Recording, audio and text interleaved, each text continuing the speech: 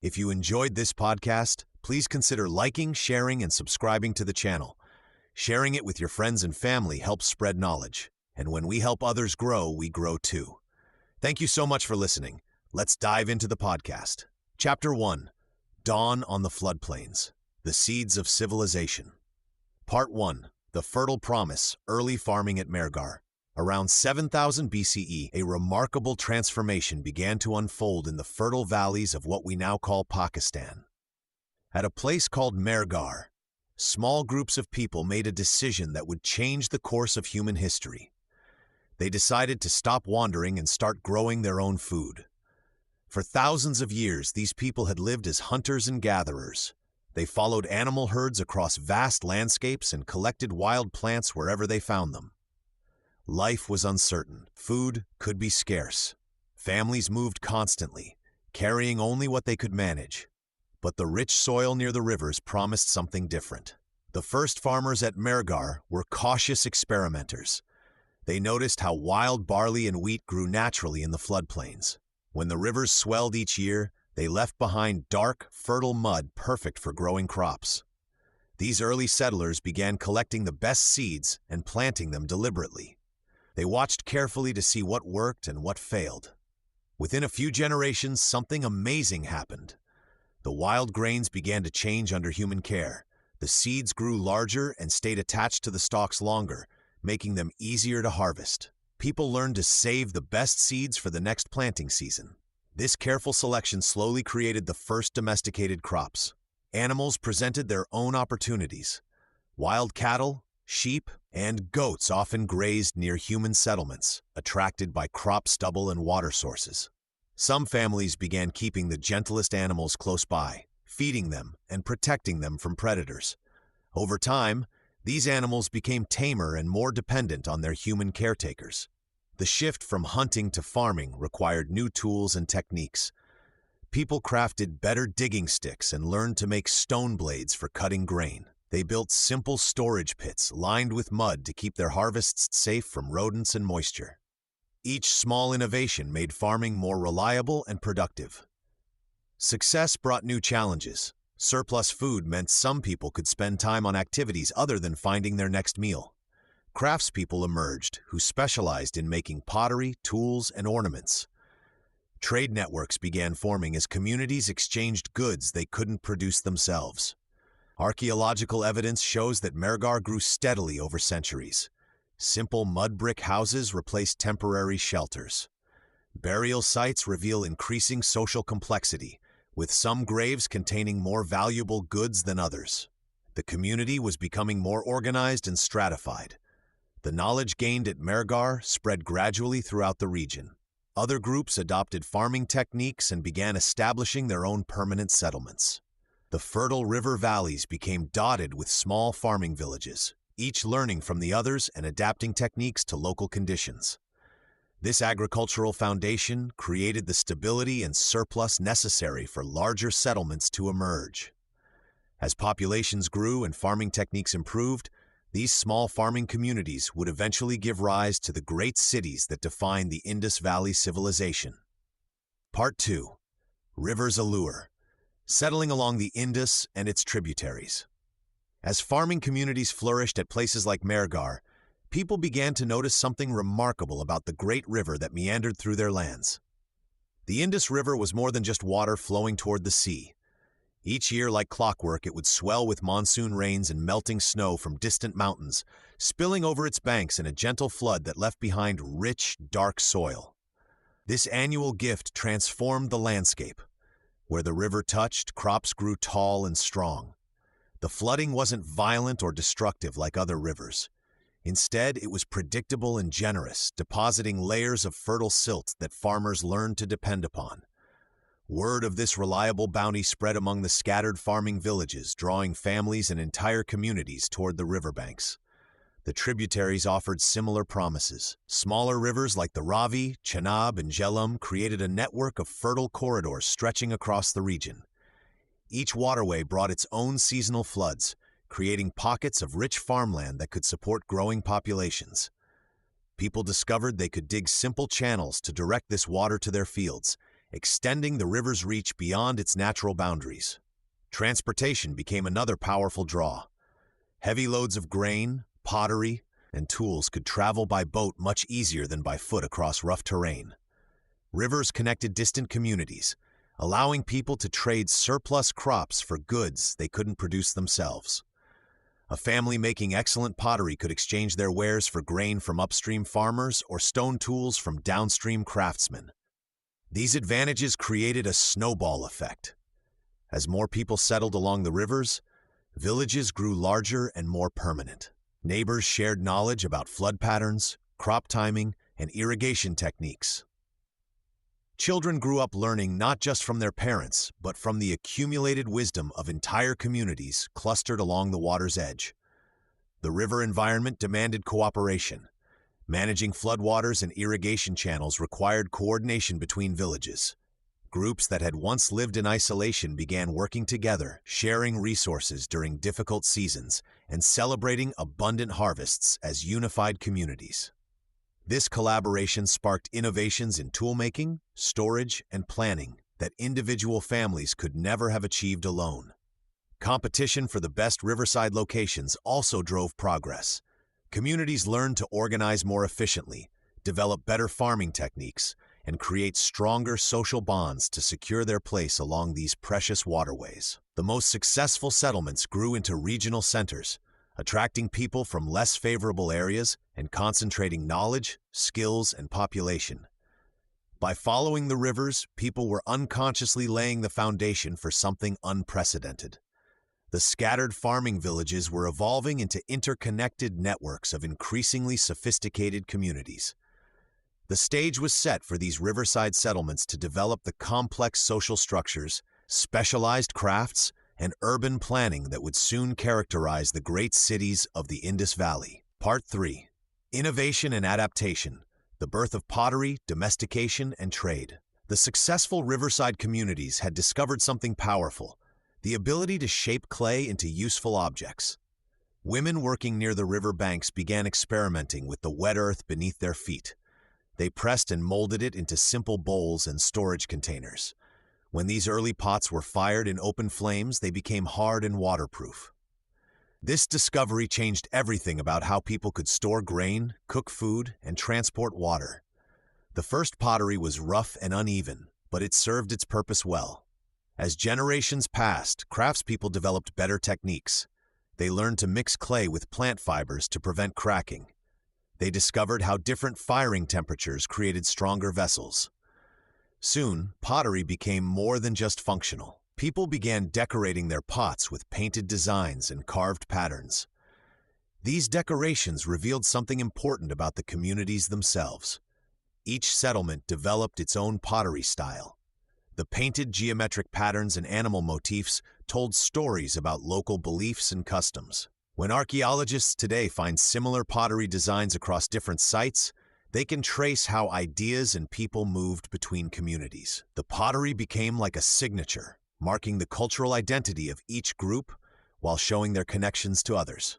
While some people perfected pottery making, others focused on improving agriculture. The wild plants that grew along the riverbanks offered new possibilities. Through careful observation and experimentation, farmers learned to select seeds from the best plants. They saved these seeds for the next growing season. Over many generations, this selective process transformed wild grasses into reliable crops like wheat and barley.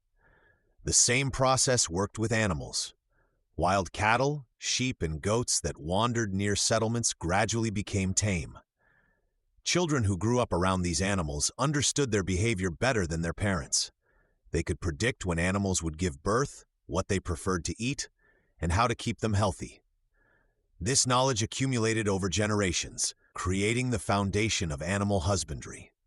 These agricultural improvements created something unprecedented: surplus food. For the first time, not everyone needed to spend their entire day finding enough to eat. Some people could specialize in making pottery, crafting tools, or creating decorative objects. This specialization led to the development of distinct crafts and trades. Specialized craftspeople needed raw materials that weren't available locally. They required good clay for pottery, quality stone for tools, and metals for weapons and ornaments. This demand sparked the development of trade networks. People began traveling longer distances to exchange goods. A potter might trade decorated vessels for high-quality flint. A herder could exchange cattle for copper ornaments.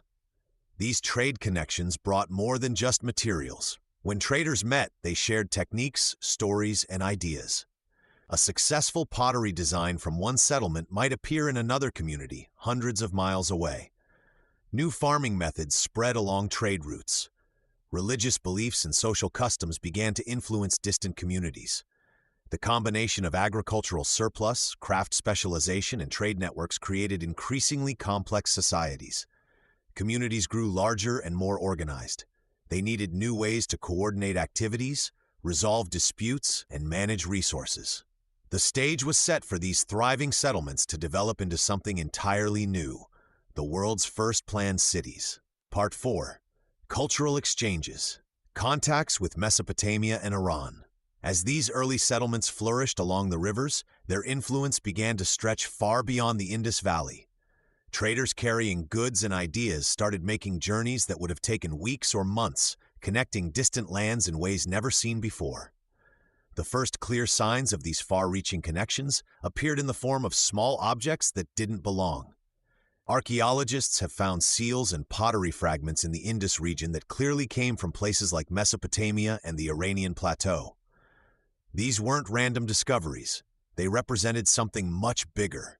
Organized trade networks that spanned thousands of miles.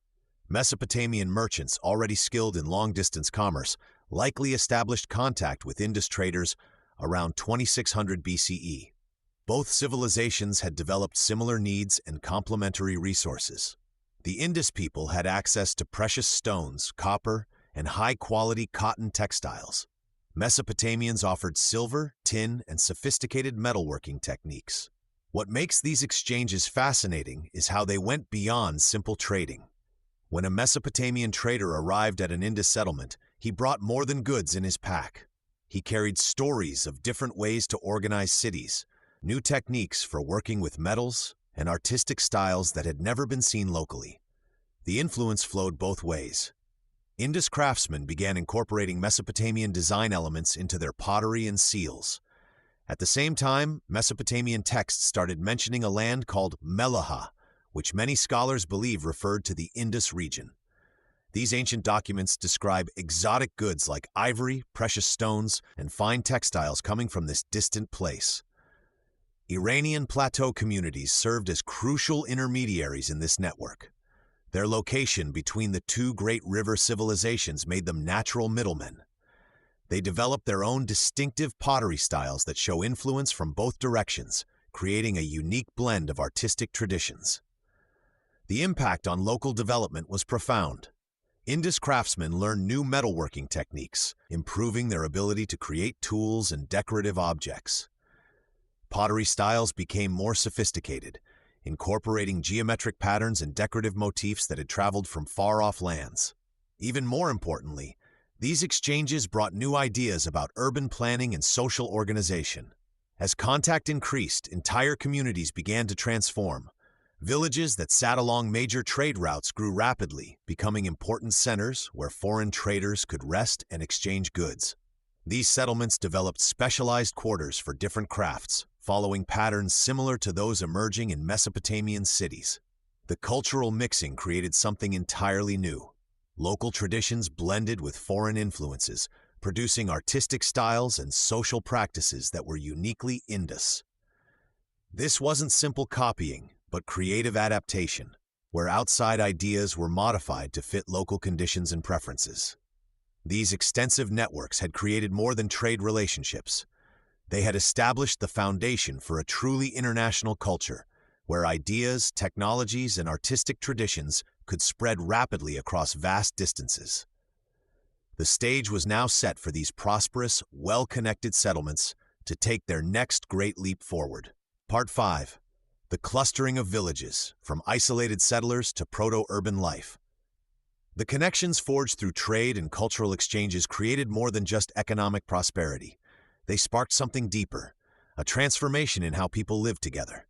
Villages that had once existed as isolated dots along the riverbanks began reaching toward each other, drawn by shared needs and growing opportunities. The success of these early trading networks had brought wealth, but it also brought people. Farmers who had mastered new techniques from distant lands needed larger workforces to manage their expanded fields. Craftspeople required steady supplies of materials and reliable customers for their goods. The old model of small, scattered settlements could no longer support this growing complexity. Villages began expanding, and as they grew, they bumped into their neighbors, creating natural meeting points where multiple communities converged. Archaeological evidence reveals this dramatic shift happening across the Indus Valley around 3500 BCE. Small farming settlements suddenly doubled in size within generations. What had been modest collections of mud brick houses evolved into planned neighborhoods with distinct quarters for different activities. Potters' workshops clustered in one area, while metal workers gathered in another. These weren't random arrangements, but deliberate choices that spoke of organization beyond family groups. The most striking changes appeared in public spaces. Village centers expanded into broad plazas where people from multiple settlements could gather. These areas featured large storage buildings, suggesting communities were pooling resources rather than hoarding them individually. Shared granaries represented a revolutionary leap of trust. People were betting their survival on collective management rather than family-level security. Water management systems provide the clearest evidence of this new cooperation. Individual wells gave way to sophisticated drainage networks that served entire districts. These weren't projects any single village could undertake alone. They required coordination between multiple communities, shared labor forces, and agreed-upon maintenance responsibilities.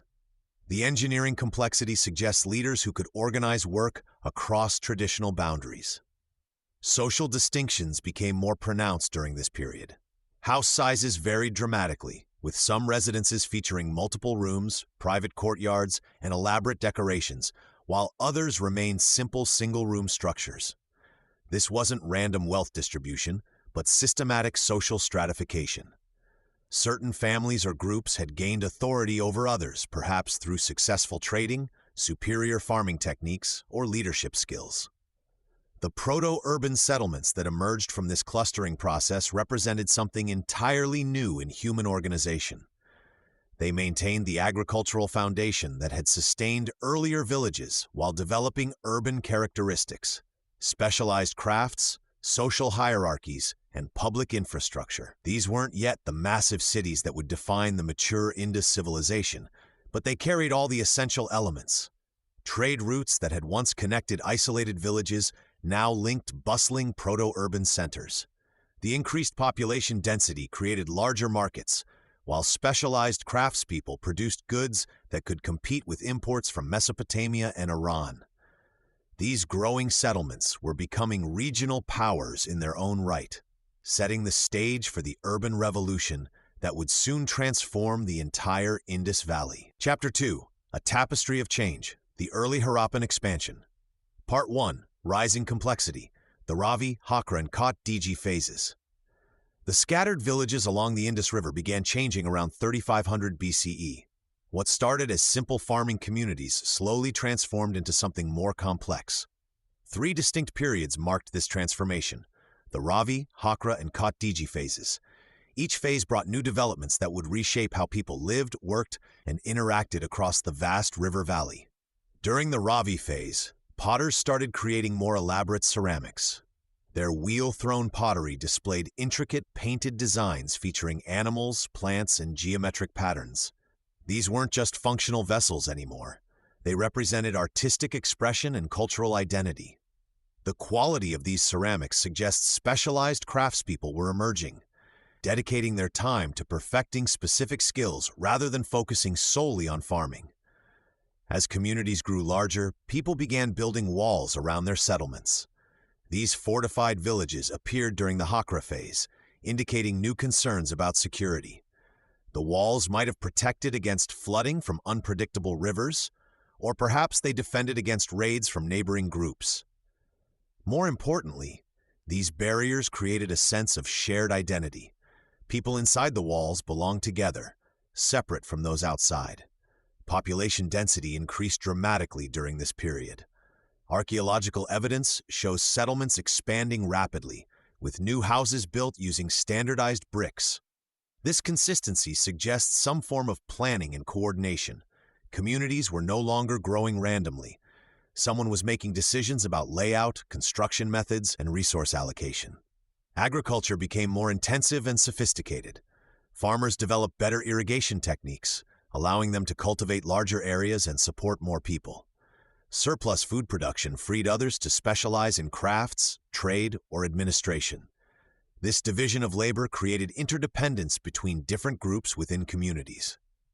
The Côte d'Ivoire phase witnessed remarkable diversification in craft production. Artisans produced copper tools, intricate jewelry, and decorated textiles. Each craft required specific knowledge and skills, passed down through generations. These specialists traded their products both locally and across long distances, creating networks that connected distant communities. Evidence of long-distance trade appears throughout archaeological sites. Shells from coastal areas, precious stones from mountain regions, and metals from distant mines all found their way into Indus Valley settlements. This trade required organization, trust, and communication systems that extended far beyond individual villages. Social differences became more pronounced during these phases. Some houses were larger and better constructed than others. Certain individuals possessed more elaborate possessions, including jewelry and imported goods. These differences suggest emerging social hierarchies, with some people gaining more wealth and status than others. Regional interaction intensified as communities began sharing similar pottery styles, construction techniques, and cultural practices across hundreds of miles. This cultural uniformity indicates regular contact and exchange of ideas between distant settlements. People were identifying not just with their local community, but with a broader regional culture. By the end of these phases, the foundation for true urbanization was in place. Growing populations, specialized crafts, extensive trade networks, and shared cultural practices had created the conditions necessary for the rise of major cities. The stage was set for the emergence of the world's first planned urban centers. Part 2. Walled settlements and social identity. The shared cultural practices across hundreds of miles now faced a new challenge. As settlements grew larger and more prosperous, their inhabitants began building something that had never been seen before in the region: massive walls around their communities. These walls were not simple barriers. They rose high above the ground, made from carefully shaped bricks and stones. At Côte d'Ivoire, workers constructed thick defensive walls that enclosed the entire settlement. Similar fortifications appeared at other sites across the region. The effort required to build these structures was enormous. Hundreds of people had to work together, carrying materials, shaping bricks, and following complex plans. But why did these communities suddenly feel the need for protection? The walls served multiple purposes. Some settlements faced the constant threat of flooding from nearby rivers. The walls helped channel water away from homes and storage areas. Yet the height and thickness of many walls suggested they were built with human threats in mind as well. The appearance of these fortifications marked a turning point in how people saw themselves and others. Building walls meant drawing clear lines between insiders and outsiders. It meant deciding who belonged to the community and who did not. This was a dramatic shift from the earlier, more open settlements where boundaries had been less defined. The walls also revealed growing differences in wealth and power within communities. The areas inside the walls were often divided into distinct sections. Some neighborhoods contained larger, better-built houses with more storage space and finer pottery. Other areas had smaller, simpler dwellings. The walls protected everyone, but they also made these social differences more visible and permanent. Construction of such massive projects required strong leadership. Someone had to organize the workers, plan the design, and secure the resources. This suggests that certain individuals or families had gained significant influence over their communities. They could convince or compel others to contribute their labor to these ambitious building projects. The walls also served as powerful symbols. They announced to visitors and neighbors that this community was organized, wealthy, and capable of great undertakings. A settlement with impressive fortifications commanded more respect and fear than one without protection. This may have helped communities in negotiations over trade routes or territorial disputes. Archaeological evidence suggests that different settlements built walls in response to various pressures. Some faced threats from rival communities competing for the same resources. Others may have built defenses against nomadic groups moving through the region. The walls represented a new way of thinking about community safety and identity. These fortified settlements became centers of innovation and growth. Protected by their walls, communities could focus on developing new crafts, expanding trade relationships, and experimenting with different forms of social organization. The security provided by fortifications allowed for the accumulation of wealth and knowledge that would prove essential for the next phase of development. The construction of walls marked the beginning of a more complex world where communities actively shaped their environment to reflect their growing social sophistication and territorial ambitions. Part 3. Trade networks and material wealth, beads, metals, and lapis connections. Inside these protected settlements, something remarkable began to happen. Merchants and craftsmen started working with materials that came from places hundreds of miles away. In their workshops, artisans shaped bright blue lapis lazuli stones that had traveled from the mountains of Afghanistan. They hammered copper and bronze into tools and ornaments, metals that originated from distant mines.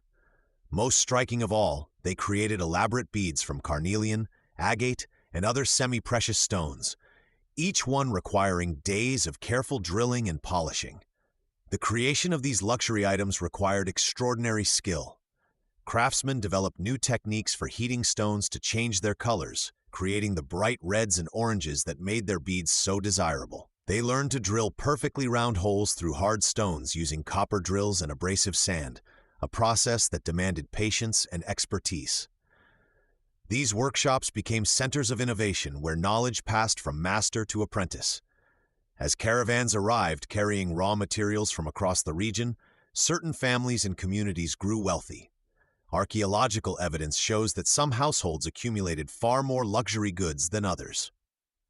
Elaborate bead necklaces, copper vessels, and decorated pottery appeared in greater quantities in specific areas of settlements, suggesting that trade was creating new forms of social distinction. The merchants who organized these trade networks faced considerable challenges. They had to coordinate the movement of goods across vast distances, through different territories and communities. They needed to establish relationships with suppliers in distant regions and customers in their home settlements. This required new forms of communication, record-keeping, and social organization that went far beyond what earlier communities had developed. The impact of this trade extended beyond individual wealth. Communities that controlled key trade routes or specialized in particular crafts gained influence over their neighbors. Settlements located near sources of raw materials or along major travel corridors became increasingly important. The flow of goods created connections between distant regions, spreading not just materials but also ideas, techniques, and cultural practices. The evidence of this trade appears throughout the archaeological record. Beads made in one region turn up in settlements hundreds of miles away. The same decorative motifs appear on pottery across vast distances, suggesting shared artistic traditions. Metal objects show similar manufacturing techniques across the entire region, indicating the spread of technological knowledge through trade networks. These commercial connections were transforming society in ways that went far beyond simple exchange. Communities were becoming interdependent, relying on each other for essential materials and luxury goods. The success of trade was creating wealth that could support larger populations and more complex social structures. The groundwork was being laid for something unprecedented in the region: the emergence of true cities, with their demands for coordination, administration, and record-keeping that would soon require entirely new forms of organization and communication. Part 4. The Dawn of Script. Early signs of the Indus writing system. As communities grew richer and more connected through trade, they faced new challenges that demanded innovative solutions. The wealth flowing from bead-making workshops and metal exchanges created situations that simple memory and spoken agreements could no longer handle. Merchants needed to track complex transactions involving multiple goods moving across vast distances. Leaders required ways to mark ownership of valuable items and record important decisions. Around this time, something remarkable began appearing on pottery, seals, and copper tablets throughout the region. Small, carefully carved symbols started showing up in archaeological sites. These weren't random scratches or decorative patterns. They were deliberate marks that seemed to carry meaning, appearing in consistent combinations and arrangements that suggested a systematic approach to recording information. The earliest examples of what we now call the Indus script emerged from this practical need for record-keeping. Craftsmen began stamping small seals with distinctive symbols onto clay tablets and pottery. These seals often featured animal figures alongside rows of mysterious characters. A bull might appear next to a sequence of vertical lines in geometric shapes. An elephant could be paired with completely different symbol combinations. Archaeological evidence shows these marked objects concentrated around areas of intense commercial activity. Storage facilities, workshop districts, and what appear to be administrative buildings yield the highest concentrations of inscribed materials. This suggests the symbols served essential functions in managing the increasingly complex economic and social systems emerging across the region. The symbols themselves display remarkable consistency across different sites, indicating a shared understanding of their meaning among various communities. Whether carved into stone, pressed into clay, or painted onto pottery, the same basic character forms appear repeatedly. This standardization implies organized teaching and learning of the symbol system, suggesting its importance went beyond casual use. What makes these early examples particularly intriguing is their apparent connection to authority and control. Many inscribed seals show signs of official use, pressed into clay to mark containers or documents. The careful craftsmanship required to create these seals suggests they belong to individuals or institutions with significant resources and social standing. Despite decades of scholarly effort, the exact meaning of these symbols remains unknown.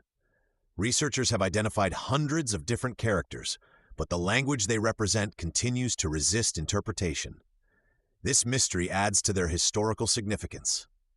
Representing one of humanity's earliest experiments with written communication that we cannot yet fully understand. The appearance of systematic symbol use marked a fundamental shift in how these ancient communities organized themselves.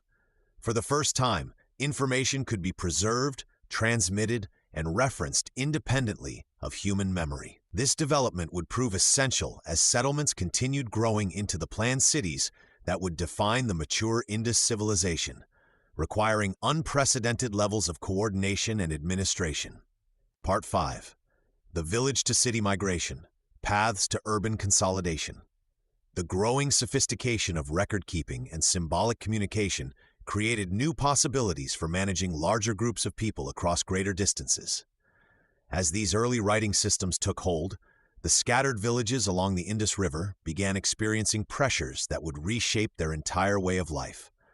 Population growth created the first major catalyst for change. Archaeological evidence reveals that settlements doubled and tripled in size over just a few generations. Families had more children who survived to adulthood, thanks to improved farming techniques and reliable food storage systems. These growing numbers quickly outpaced what individual villages could support. People faced a choice: spread out to new lands or find ways to live more efficiently together. The expanding trade networks provided compelling reasons to stay close together. Merchants traveling between regions needed reliable stopping points where they could rest, trade goods, and resupply. Villages positioned along major trade routes began attracting more residents and resources. These strategic locations became natural gathering points where different communities could benefit from increased commerce and shared knowledge. Technological advances made larger settlements practical for the first time. Engineers developed sophisticated drainage systems that could handle waste from hundreds of families. Builders learned to construct multi-story houses using standardized brick sizes, allowing rapid expansion of living spaces. Craftsmen created specialized tools that made food production and goods manufacturing more efficient, supporting larger populations without requiring everyone to farm. Social organization evolved to manage these growing communities. Leaders emerged who could coordinate work projects, resolve disputes, and organize trade relationships with distant regions. These administrators used the developing writing systems to keep track of resources, population counts, and commercial agreements. Simple village councils expanded into more complex governing structures capable of managing thousands of residents. Archaeological sites reveal this transformation in striking detail. Early settlements show random patterns of houses scattered across landscapes. Later sites display careful planning with straight streets, organized neighborhoods, and central areas for communal activities. Storage facilities grew larger and more sophisticated. Workshop areas became specialized for different crafts, indicating people were focusing on specific skills rather than general subsistence. The most dramatic evidence comes from infrastructure development. Engineers began planning entire communities from scratch, laying out grid systems of streets before constructing buildings. They installed complex water management systems that could supply clean water to large populations while removing waste efficiently. These planned communities required unprecedented levels of coordination and shared vision. This consolidation process created a snowball effect. As certain locations became more prosperous and well-organized, they attracted additional residents from surrounding areas. Skilled craftsmen, successful traders, and ambitious farmers all gravitated toward these emerging urban centers. The concentration of talent and resources accelerated innovation and economic growth. The result was a fundamental shift from scattered but self-sufficient villages to interconnected urban centers that depended on specialized roles and regional trade. These developments would soon give rise to the sophisticated planned cities that defined the mature Indus civilization, complete with advanced engineering, standardized measurements, and coordinated urban planning across vast distances. Chapter 3: Cities of Wonder. The Mature Harappan Zenith Part 1. Foundations of Power. Founding Harappa, Mohenjo-Daro, and Dholavira. Around 2600 BCE, three remarkable cities began to rise from the fertile plains of the Indus Valley, marking humanity's boldest experiment in urban living. These weren't random settlements that grew by chance. Each city was placed with careful thought about rivers, trade routes, and the resources needed to support thousands of people living together. Harappa emerged first along the Ravi River, positioned where traders from the mountains met those from the southern plains. The founders chose this spot because caravans carrying precious stones, metals, and exotic goods naturally stopped here. Within generations, what started as a trading post became a bustling metropolis where craftsmen, merchants, and farmers created the first true urban economy the world had ever seen. Meanwhile, several hundred miles south, another group of visionaries established Mohenjo-Daro beside the mighty Indus River. This location offered something even more valuable than trade routes. It sat in the heart of the most fertile agricultural region imaginable. The annual floods deposited rich soil across vast fields, producing grain surpluses that could feed not just farmers, but thousands of city dwellers who never touched a plow. Far to the south, on the island of Kadir in what is now Gujarat, the city of Dholavira took shape around a natural amphitheater of stone. Its builders recognized that this elevated position offered protection from floods while providing access to seasonal water sources.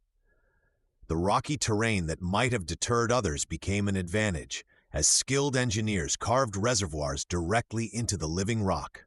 What made these cities extraordinary wasn't just their size, but how they were organized.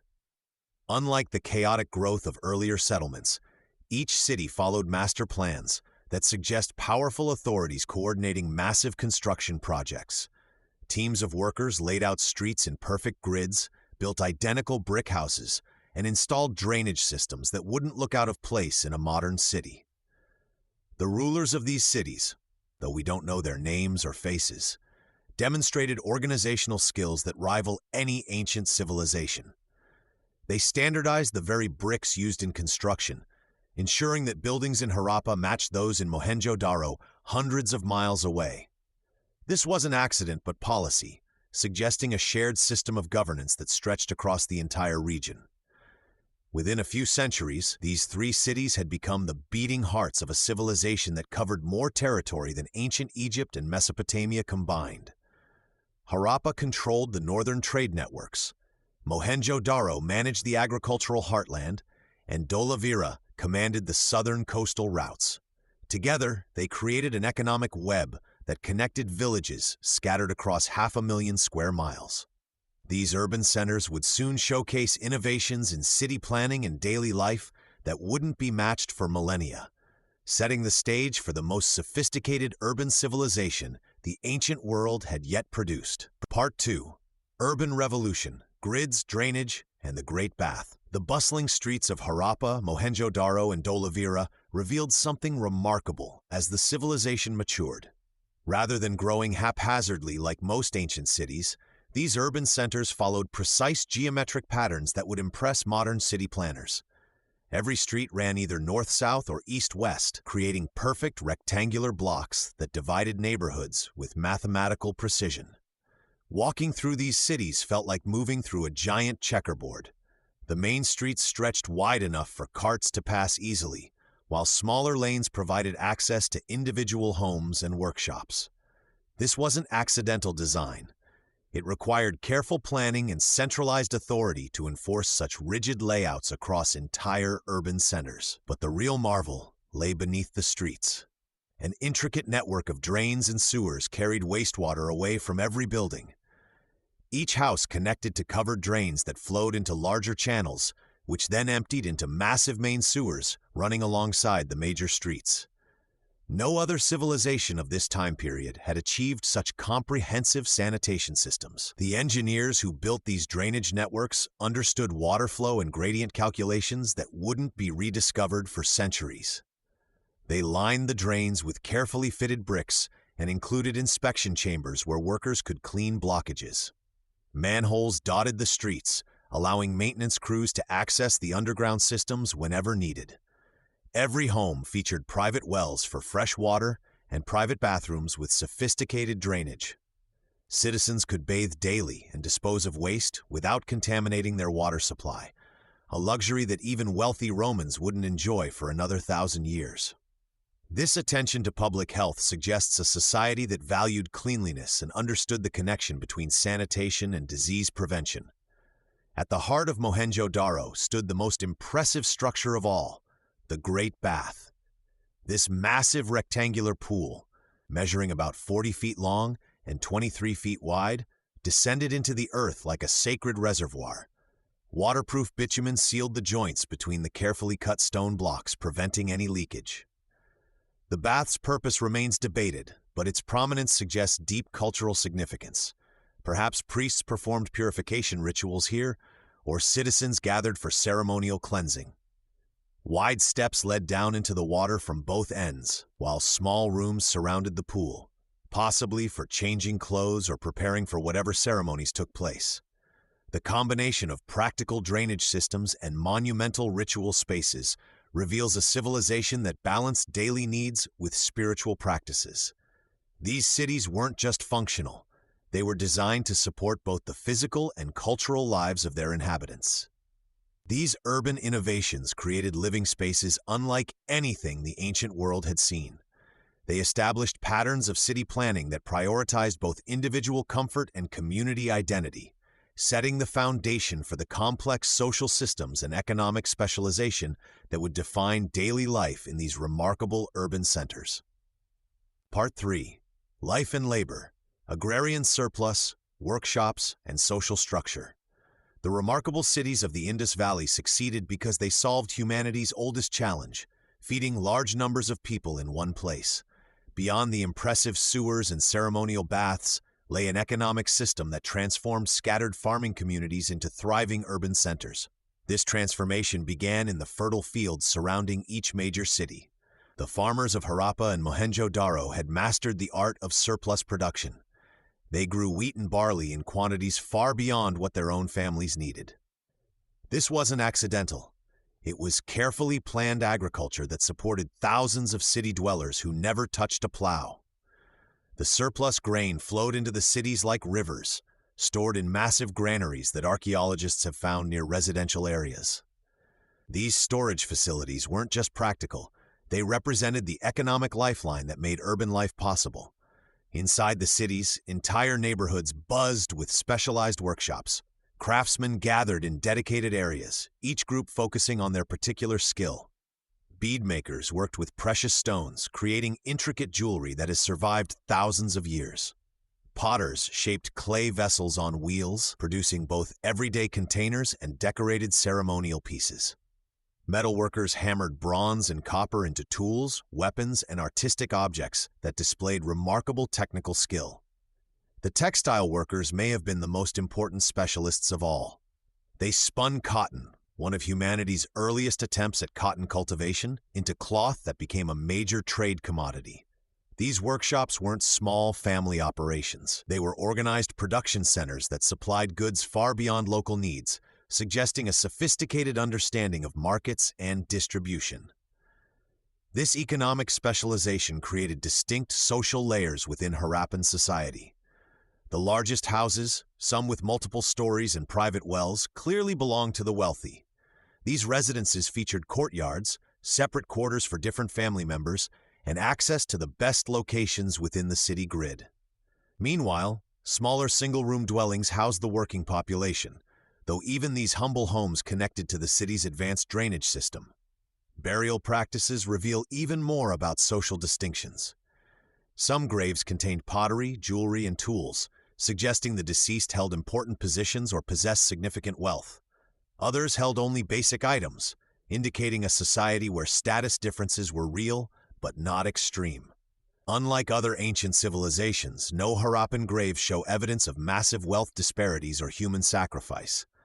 The relationship between farmers, craftsmen, and traders created a web of interdependence that strengthened each city's stability. Agricultural surplus supported craft specialists, whose products became trade goods that brought wealth back to the community. This cycle generated enough prosperity to maintain public works, support religious activities, and fund the administrative systems that kept everything running smoothly. This economic foundation would prove essential for the cultural achievements that followed, including the development of standardized systems that connected distant cities across the vast Indus territory. Part 4. The Maker's Marks, Standardized Weights, Seals, and Cultural Unity. The economic foundation that supported Harappan prosperity soon gave birth to something remarkable, a system of standards that connected every corner of the vast Indus territory. Across hundreds of miles, from the bustling streets of Harappa to the coastal ports of Lothal, merchants and craftsmen began using identical weights and measures. These weren't crude approximations, but precisely crafted stone cubes that followed exact mathematical ratios. Picture a trader in Mohenjo-Daro carefully measuring grain with polished limestone weights. 300 miles away in Dholavira, another merchant used weights so similar they could have been made by the same craftsman. This wasn't coincidence. The Harappans had created something unprecedented, a unified system of measurement that made trade fair and predictable across enormous distances. The weights themselves tell a fascinating story.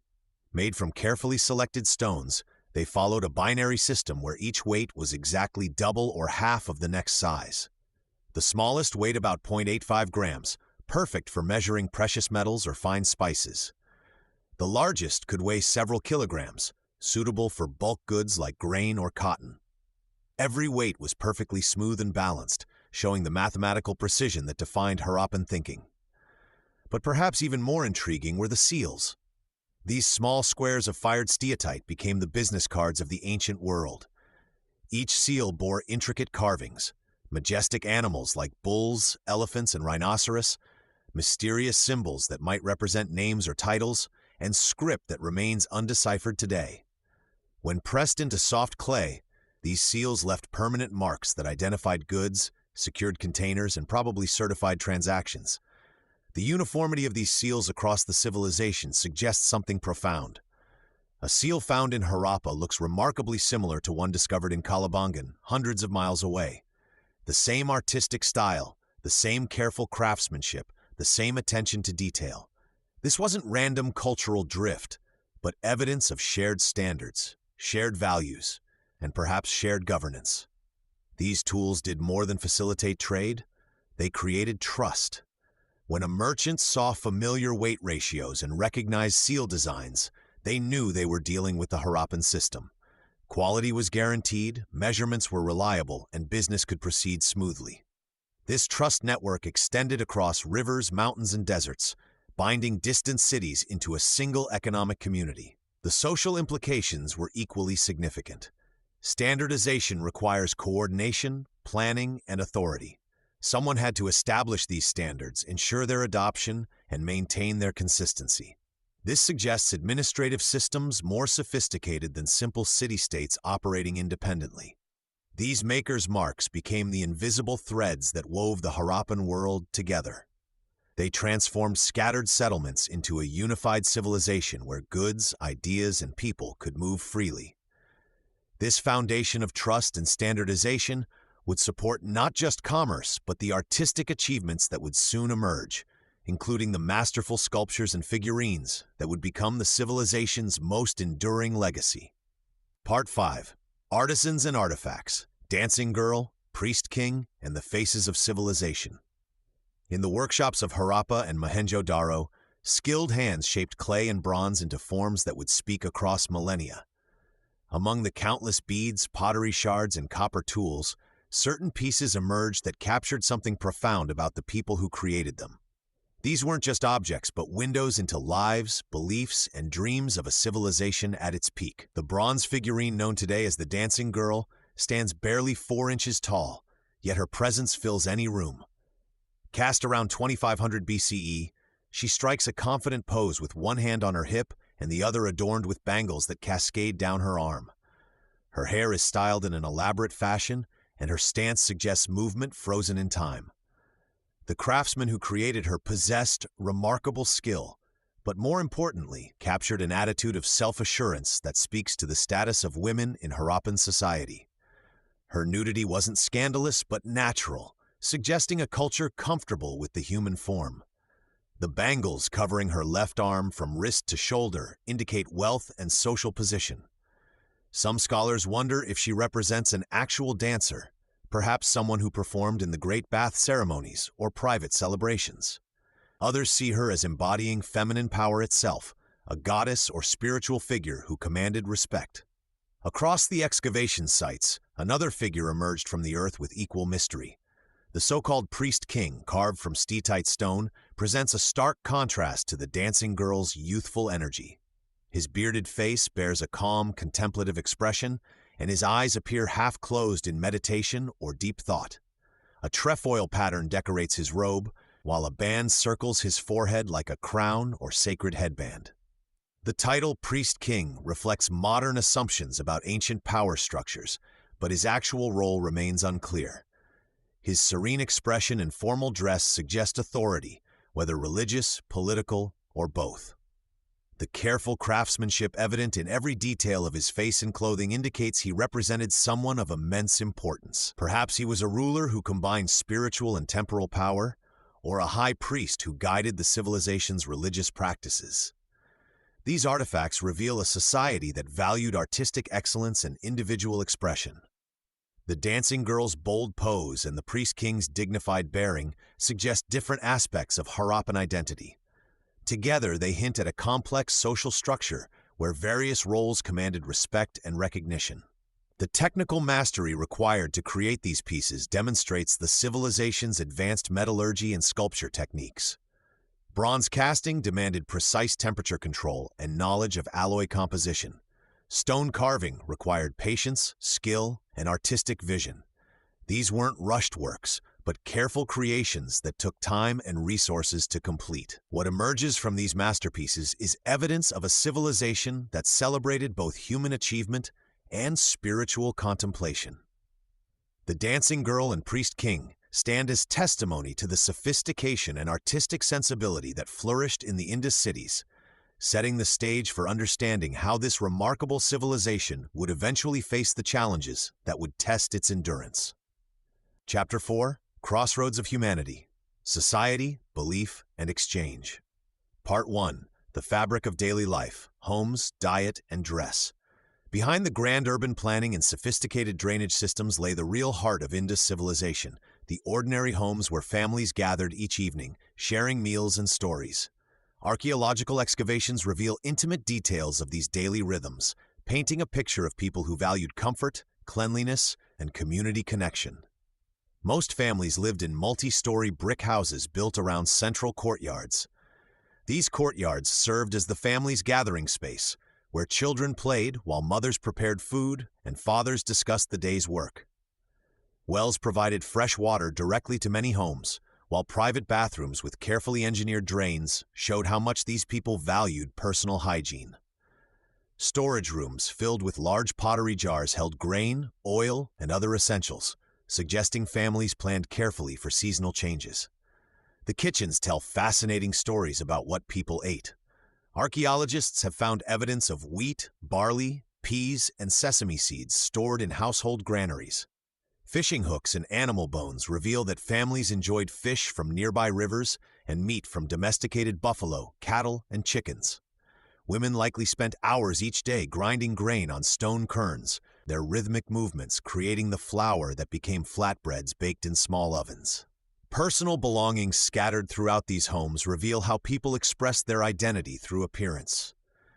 Delicate bronze mirrors suggest both men and women cared about their looks. Combs made from ivory and bone helped maintain elaborate hairstyles, while countless beads in vibrant colors, red carnelian, blue lapis lazuli, white shell, were strung into necklaces and bracelets that caught the light as people moved through their daily tasks. Children's toys found in these homes bring ancient families to life. Small clay animals, miniature carts with movable wheels, and whistles shaped like birds suggest parents understood the importance of play in their children's development. These discoveries hint at loving family relationships where adults took time to craft special objects for young ones. Women appear to have held important roles within households, as evidenced by the sophisticated cooking areas and storage systems that required significant management skills. The presence of spindle whorls throughout homes suggests textile production was a primary female responsibility, creating the cotton fabrics that clothed entire families. Social gatherings likely centered around shared courtyards in larger residential complexes, where neighbors would meet to exchange news, arrange marriages, and settle disputes.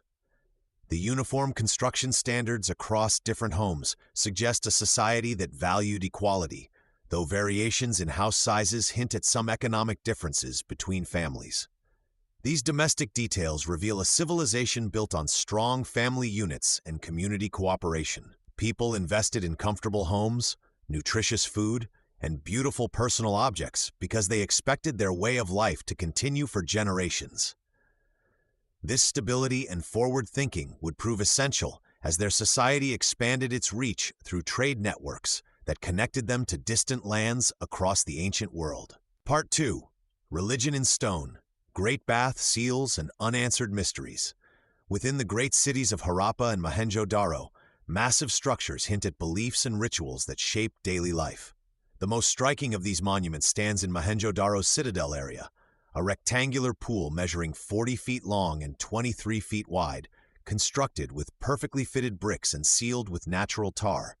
This great bath, as archaeologists call it, features steps leading down into the water and small rooms surrounding the main pool.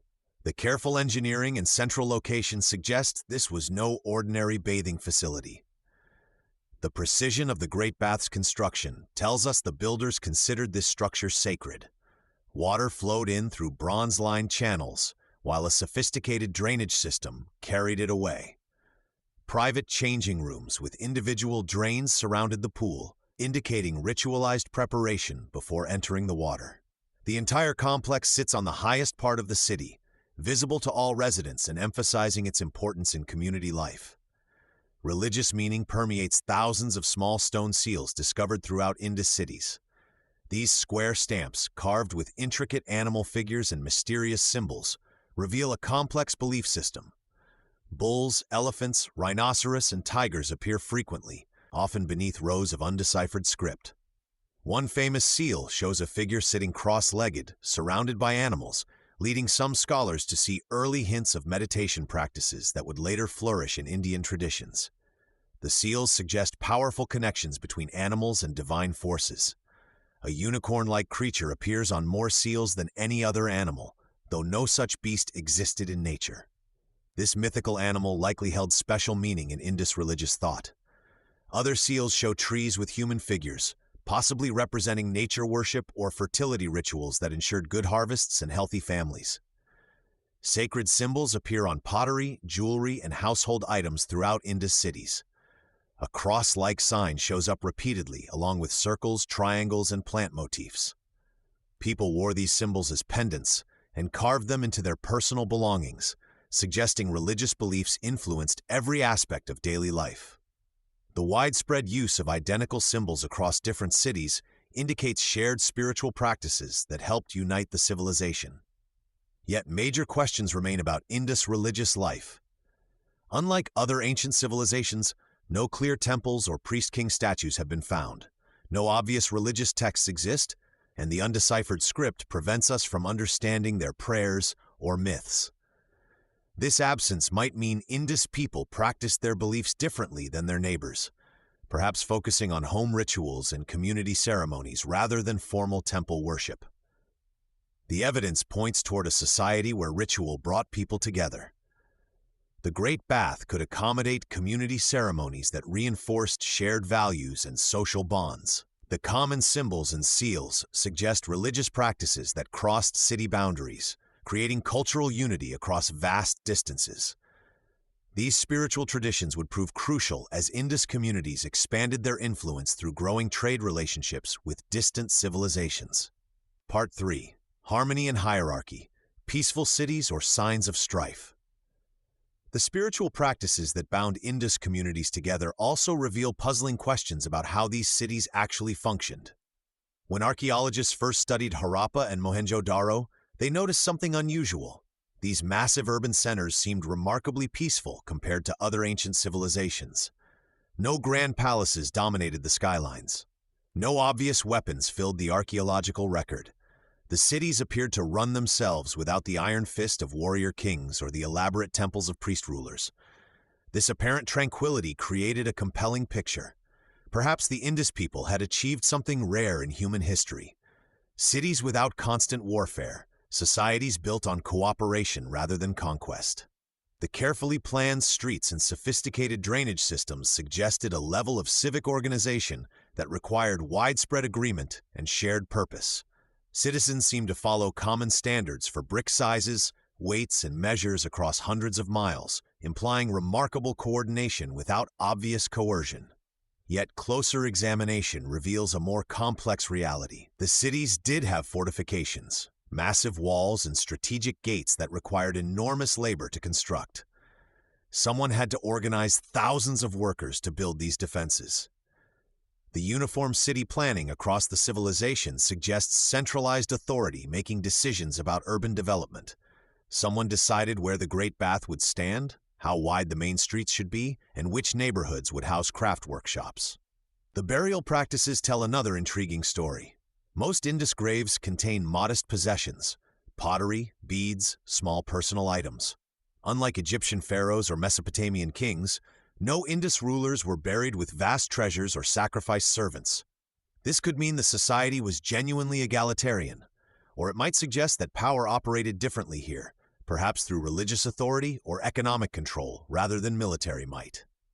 Archaeological evidence hints at social differences despite the modest graves. Some residential areas feature larger houses with private wells and better construction. Certain workshops produced luxury items like intricate jewelry and carved seals, suggesting specialized craftspeople serving wealthy clients. The standardized weights and measures point to regulated markets and controlled trade systems that typically require administrative oversight and enforcement.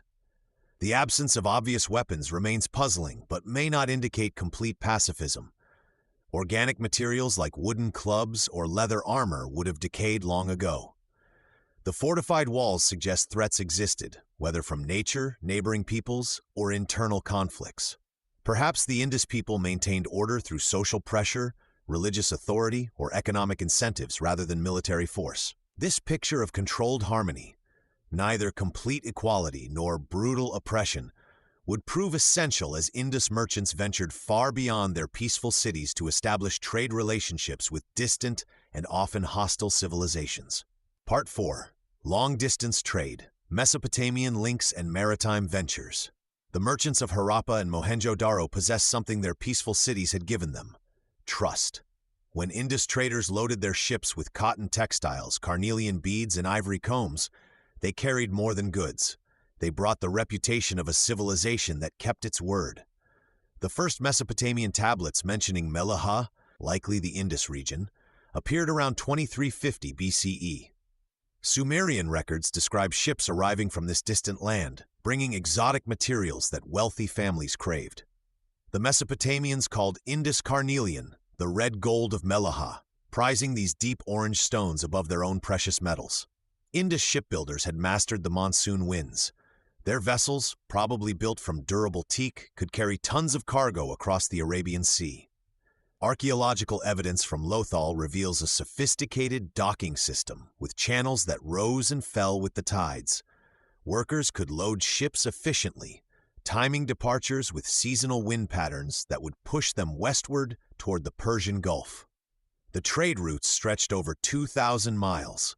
Indus merchants established way stations on islands like Failaka in Kuwait and Bahrain in the Persian Gulf. These outposts stored goods and provided fresh water for long voyages. Local rulers welcomed the Indus traders because they brought materials unavailable anywhere else. What did they trade? Indus exports included finished textiles that Mesopotamian nobles wore to display their wealth. The cotton itself was revolutionary. Mesopotamians had only known wool and linen. Indus craftsmen also shipped carefully carved seals, which Mesopotamian merchants used to mark their own goods. The geometric precision of these seals impressed foreign customers who associated such quality with reliability. In return, Mesopotamian silver flowed eastward to Indus cities. This precious metal became the backbone of Indus currency and allowed merchants to expand their operations. Mesopotamian texts and artwork also traveled along these routes, influencing Indus artists who began incorporating foreign motifs into their work. The cultural exchange went deeper than goods. Mesopotamian weights and measures appeared in Indus cities, suggesting merchants adopted international standards to simplify transactions. Some Indus seals found in Mesopotamia bear local modifications, showing how traders adapted their products for foreign markets. This trade network required remarkable organization. Someone had to coordinate shipments across vast distances, manage quality control, and maintain relationships with foreign partners. The standardized weights and measures found throughout Indus cities suggest a unified commercial system that could handle complex international transactions. The wealth flowing into Indus cities from these trade routes funded urban expansion and technological innovation. Maritime commerce had transformed small farming settlements into cosmopolitan centers where foreign goods filled local markets and international connections shaped daily life. But this prosperity came with vulnerability. The Indus civilization had become dependent on trade relationships with distant partners whose own stability would soon face serious challenges. Part 5. Echoes in the Script, the Puzzle of Indus Writing and Knowledge. The same traders who filled their warehouses with Mesopotamian silver and Persian Gulf pearls left behind thousands of mysterious symbols carved on seals, tablets, and pottery. These markings represent one of history's greatest puzzles. The Indus script contains over 400 different signs, but no one today can read what they say. Archaeologists have found these symbols everywhere across Indus cities. Short inscriptions appear on small copper tablets. Longer sequences decorate the famous steatite seals that merchants used to mark their goods. Even ordinary pottery bears simple marks that might represent ownership or contents. The consistency of these symbols across such a vast territory suggests a unified writing system that everyone understood. But what did they write about? Some scholars believe the script recorded business transactions and trade agreements. The wealth flowing through Indus ports required careful record-keeping. Merchants needed to track shipments, calculate profits, and maintain accounts with distant partners. Many inscriptions appear on objects connected to commerce, supporting this practical interpretation. Others see religious meaning in the symbols. The script often appears alongside images of bulls, unicorns, and seated figures that seem to have ritual significance. Perhaps priests used writing to record prayers, ceremonies, or sacred knowledge. The Great Bath and other ceremonial structures suggest a society where religion played a central role in daily life. The mystery deepens because Indus inscriptions are remarkably short. Most contain fewer than 5 symbols. This brevity puzzles researchers who wonder how such brief messages could convey complex information. Were these complete thoughts or just labels and signatures? Some experts question whether the Indus symbols represent true writing at all. Modern attempts to crack the code have produced fascinating theories, but no breakthrough. Computer analysis reveals patterns in how symbols combine, suggesting grammatical rules. Statistical studies compare the script to known languages, searching for similarities. Each approach offers tantalizing clues, but falls short of full translation. The script's silence has profound consequences for understanding Indus civilization. Without written records, we cannot know their kings' names, their gods' identities, or their own version of events. We see their cities and guess at their lives, but their voices remain forever muted. This limitation forces historians to rely on archaeology alone, creating an incomplete picture of a complex society. The undeciphered script also raises broader questions about knowledge and communication. Did the Indus people record literature, laws, or historical chronicles that have vanished without translation? What wisdom died with their writing system? The symbols scattered across museum collections may hold answers to questions we have not yet learned to ask.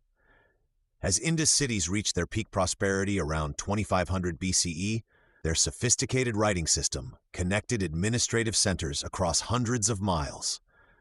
But this same period would soon witness dramatic changes that would test every aspect of their carefully organized world. Chapter 5.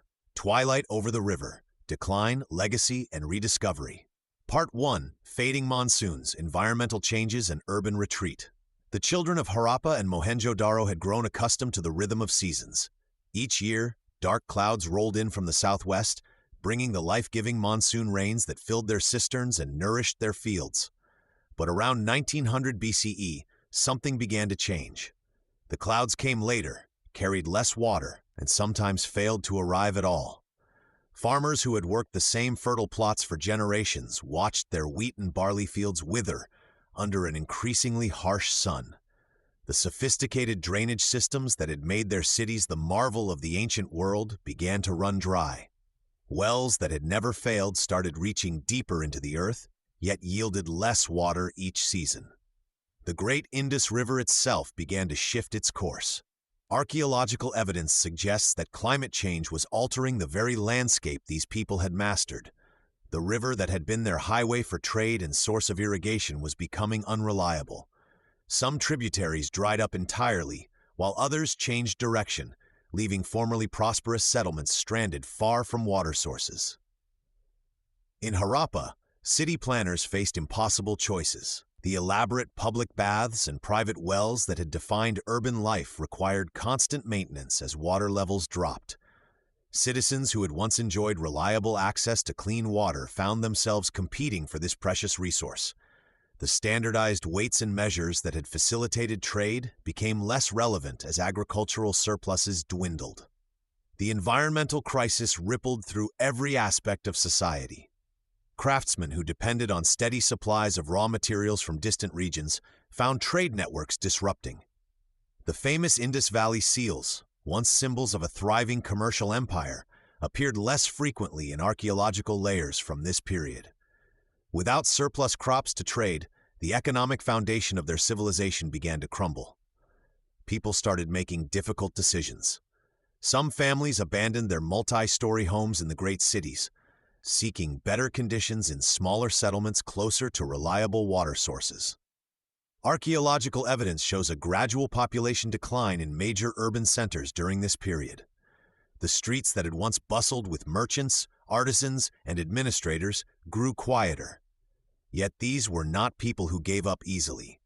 They adapted their farming techniques, dug deeper wells, and modified their cities to cope with the changing conditions. Some communities relocated entirely, following the shifting rivers or seeking regions where the monsoons still brought adequate rainfall.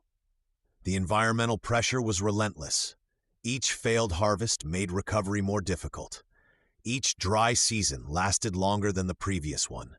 The sophisticated urban culture that had flourished for nearly 1,000 years found itself fighting a battle it could not win against the changing climate.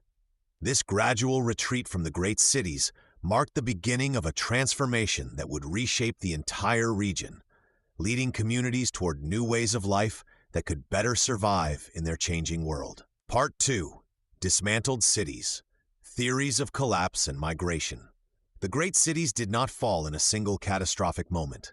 Instead, they withered slowly, like flowers deprived of water. As the monsoons weakened and the rivers changed course, the once thriving urban centers faced mounting pressures that would ultimately force their inhabitants to make difficult choices about their future. Archaeological evidence tells us that people began leaving the major cities around 1900 BCE, but this exodus happened gradually over several generations. Families packed their belongings and moved away from the grand brick buildings and elaborate drainage systems that had defined their lives for centuries. Some headed towards smaller towns that still had reliable water sources. Others joined farming communities in the countryside where they could grow enough food to survive. The reasons for this great migration were complex and interconnected. Environmental stress played a major role, but it was not the only factor driving people away from their urban homes. Social tensions likely increased as resources became scarce. When there isn't enough food or water to go around, communities often fracture along existing lines of division. Trade networks that had once brought prosperity to the cities began to break down as distant partners faced their own struggles with changing climate conditions. Some scholars believe that invasions by nomadic peoples from the northwest contributed to the urban decline. However, archaeological evidence for widespread violence or conquest remains limited. Instead, the material record suggests a more gradual process of abandonment and transformation. People simply stopped maintaining the elaborate public works that had made their cities famous. Wells fell into disrepair. Streets became overgrown.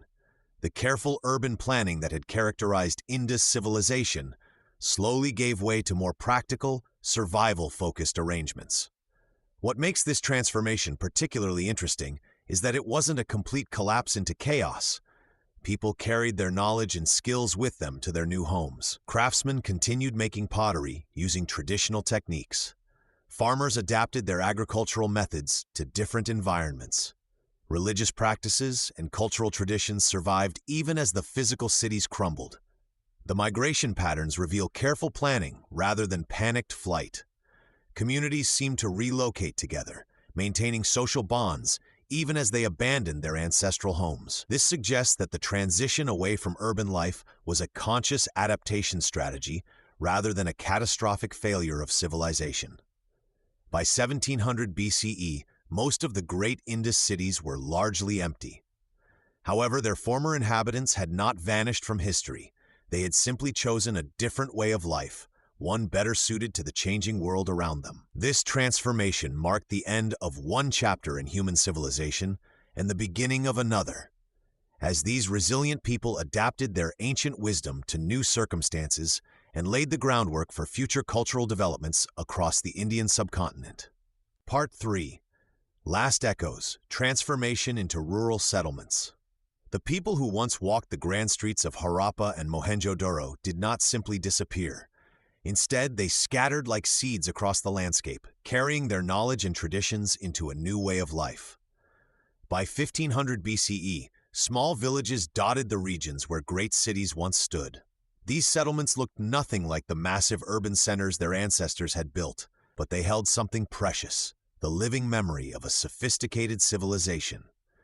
In these villages, families continued to make pottery using techniques passed down through generations.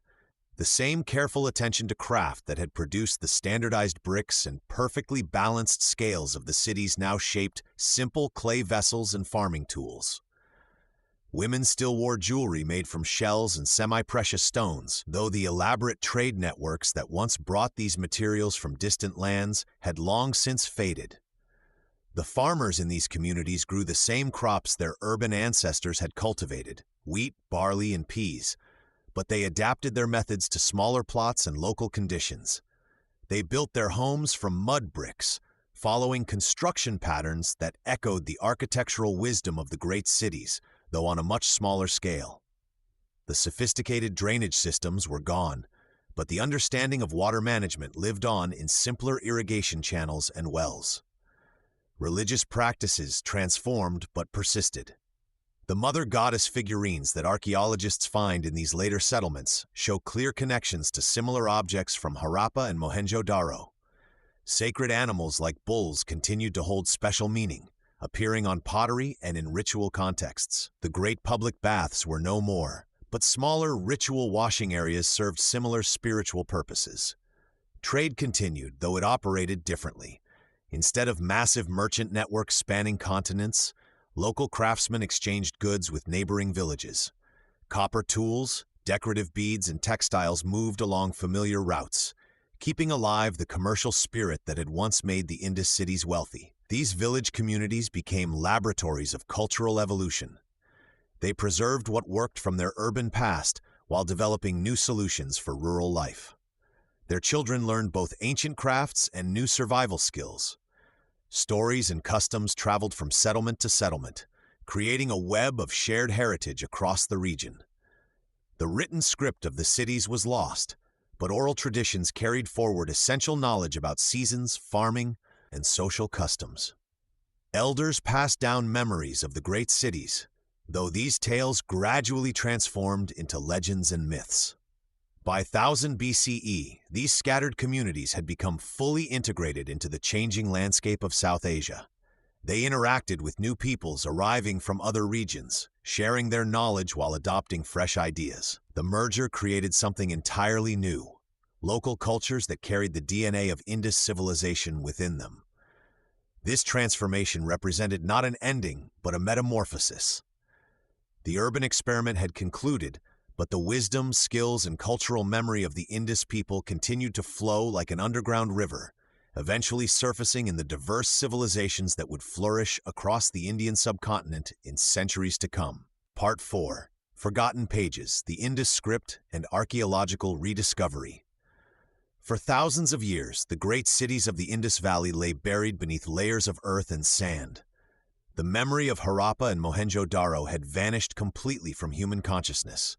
Local farmers in the Punjab and Sindh regions went about their daily lives, never knowing they walked above one of humanity's earliest urban civilizations. The first hints of this lost world emerged by accident. In the 1850s, British engineers building railways across colonial India needed bricks for their construction projects. They discovered that local people had been using ancient, well-made bricks from mysterious mounds scattered across the landscape. These weren't ordinary ruins.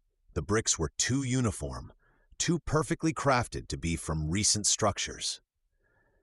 Alexander Cunningham, India's first archaeological survey director, began investigating these curious mounds in the 1870s. At Harappa, he found strange stone seals covered with unknown symbols. The script looked like nothing anyone had seen before. Cunningham couldn't read the mysterious writing, but he sensed these artifacts came from something far older than expected. The real breakthrough came in the 1920s when Sir John Marshall coordinated systematic excavations at both Harappa and Mohenjo-Daro. What emerged from the earth astonished everyone involved. Perfectly planned cities with straight streets, advanced drainage systems, and standardized weights appeared layer by layer. The scale and sophistication suggested a civilization that rivaled ancient Egypt and Mesopotamia. REM. Wheeler's later excavations in the 1940s revealed even more spectacular details. Teams of archaeologists carefully mapped entire city blocks, finding workshops, granaries, and public baths. Each discovery painted a clearer picture of how these ancient people lived, worked, and organized their society. Yet the script remained stubbornly silent. Hundreds of seals bore the same mysterious symbols, but no Rosetta Stone existed to crack the code. Scholars from around the world attempted to decipher the writing, proposing connections to various ancient languages. Some suggested it was related to Dravidian languages, others to Sanskrit, but none achieved consensus. International teams brought new technologies to the challenge. Computer analysis, statistical studies, and comparative linguistics all focused on the enigmatic symbols. Despite decades of effort, the Indus script keeps its secrets locked away. This silence makes the civilization feel both intimate and distant. We can walk through their streets but cannot hear their voices. Archaeological methods continued improving throughout the 20th century. Carbon dating, satellite imagery, and ground-penetrating radar revealed dozens of additional Indus sites scattered from Afghanistan to Gujarat. Each new discovery expanded our understanding while generating fresh questions about this remarkable civilization. Today, the quest to understand the Indus Valley people continues with renewed energy. Modern archaeologists work alongside local communities, training new generations of researchers while protecting these irreplaceable sites. Though we still cannot read their words, we're learning to read their cities, their artifacts, and their remarkable achievements in ways that illuminate the foundations of South Asian civilization. Part 5. Enduring Shadows, the Legacy in South Asian Civilization. The story of the Indus Valley people did not end when their great cities fell silent. Like ripples spreading across still water, their influence flowed through the centuries, shaping the civilizations that would follow. Though we cannot read their script or hear their voices, their legacy speaks through the very foundations of South Asian culture. Walk through any traditional Indian city today, and you might recognize something familiar. The careful planning of neighborhoods, the attention to drainage systems, and the organized layout of residential areas echo the ancient wisdom of Harappa and Mohenjo-Daro. The Indus people's genius for urban planning became a template that would inspire city builders for thousands of years. Their understanding that cities needed proper sanitation, wide streets, and orderly districts became part of the cultural knowledge passed down through generations. The craftspeople of the Indus Valley left their mark in ways both subtle and profound. The techniques they developed for working with bronze, the methods they used to create perfectly uniform bricks, and their mastery of bead-making all found their way into later South Asian traditions. Archaeological evidence shows that many craft techniques survived the collapse of the great cities, carried forward by skilled artisans who moved to smaller settlements. These traditions adapted and evolved, but their roots remained firmly planted in Indus soil. Perhaps most intriguingly, scholars have identified possible connections between the Indus civilization and later religious and cultural practices. The famous priest-king statue suggests ritual traditions that may have influenced later spiritual practices. Seals depicting figures in yogic poses hint at meditation techniques that could be ancestors of later traditions. The reverence for bulls and other animals shown in Indus artifacts may have contributed to the sacred significance these creatures hold in later South Asian cultures. The Indus people's sophisticated understanding of trade networks created patterns that would define the region for millennia. Their routes connecting the Arabian Sea to Central Asia became highways for cultural exchange. The standardized weights and measures they developed influenced commerce across the subcontinent. Their ports and trading posts evolved into centers that would welcome merchants from across the known world. Language itself may carry traces of the Indus legacy. While their script remains unread, some linguists suggest that Indus words and concepts might have survived in the languages that emerged later. The possibility that Indus linguistic elements influenced Sanskrit, Tamil, or other ancient languages continues to fascinate researchers. Each potential connection offers another thread linking the ancient past to the living present. Today, as archaeologists continue to excavate new sites and apply advanced technologies to old mysteries, the Indus Valley Civilization reveals itself as more than just an ancient curiosity. It emerges as a foundational chapter in the human story, one whose innovations in city planning, social organization, and peaceful coexistence provided a blueprint for complex societies. The shadows they cast across history remind us that civilizations never truly disappear. They transform, adapt, and find new ways to influence the world they helped create.